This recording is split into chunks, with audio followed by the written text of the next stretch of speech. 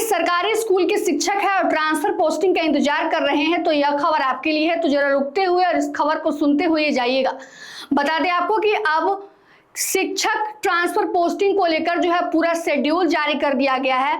कब से प्रक्रिया शुरू होगी, कब तक चलेगा, कितनों चरणों में जो है ट्रांसफर पोस्टिंग की प्रक्रिया की जाएगी और यह तमाम जो प्रक्रिया है वो कब तक पूरी होगी, इस खबर में आपको हम पूरे विस्तार से बताएंगे ट्रांसफर पोस्टिंग के बारे में। नमस्कार, मगही न्यूज देख रहे हैं आप, मैं हूं आपके साथ स्नेहा। महीने भर से अपने ट्रांसफर पोस्टिंग का इंतजार कर रहे शिक्षकों के लिए बड़ी खुशखबरी सामने आई है, क्योंकि अब बिहार के शिक्षा विभाग की तरफ से जो है शेड्यूल जारी कर दिया गया है कि कितने चरणों में शिक्षकों के ट्रांसफर पोस्टिंग होगी, कब से प्रक्रिया शुरू होगी और कब से प्रक्रिया शुरू होकर कब तक जो है वो पूरी कर ली जाएगी। तो चलिए इस खबर में आपको हम विस्तार से बताते हैं कि आखिर ट्रांसफर पोस्टिंग से लेकर क्या शेड्यूल जो है जारी किया गया है और कब तक पूरा किया जाएगा, जिससे शिक्षकों को राहत मिलेगी। बिहार के सरकारी स्कूल के 5 लाख से अधिक शिक्षकों के लिए राहत भरी खबर है। शिक्षा विभाग ने लंबे समय के इंतजार के बाद बिहार राज्य शिक्षक स्थानांतरण नियमावली 2026 के तहत तबादले का पूरा शेड्यूल जारी कर दिया है।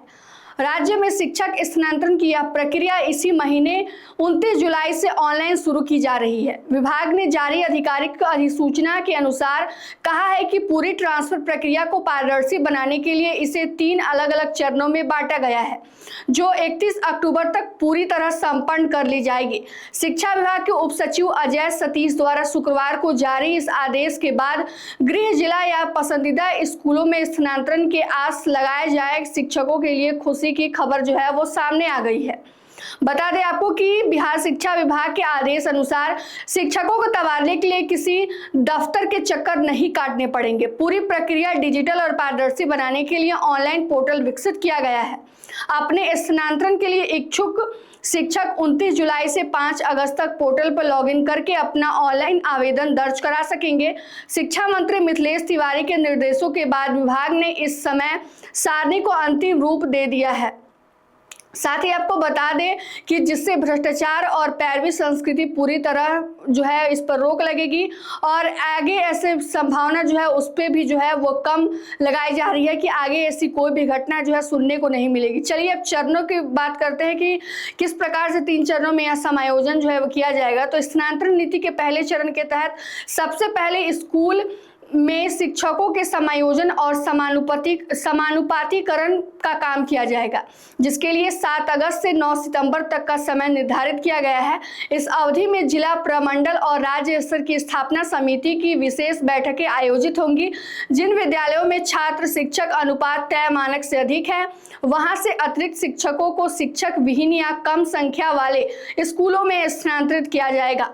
विभाग सबसे पहले एक प्रारंभिक सूची जारी करेगा, जिस पर शिक्षक से आपत्तियां मांगी जाएंगी और उसके निपटारे के बाद ही फाइनल पोस्टिंग की जाएगी। अब बात करें दूसरे चरण की, तो इसमें शिक्षा विभाग की जानकारी के अनुसार समायोजन की प्रक्रिया पूरी होते ही विभाग दूसरे चरण की ओर आगे बढ़ेगा, जिसके तहत पारस्परिक स्थानांतरण यानी म्यूचुअल ट्रांसफर की पूरी प्रक्रिया शुरू होगी। जिन शिक्षकों ने आपसी सहमति से एक दूसरे की जगह पर ट्रांसफर करने के लिए आवेदन किया है, उनकी सूची 10 सितंबर से 14 सितंबर के बीच जारी कर दी जाएगी।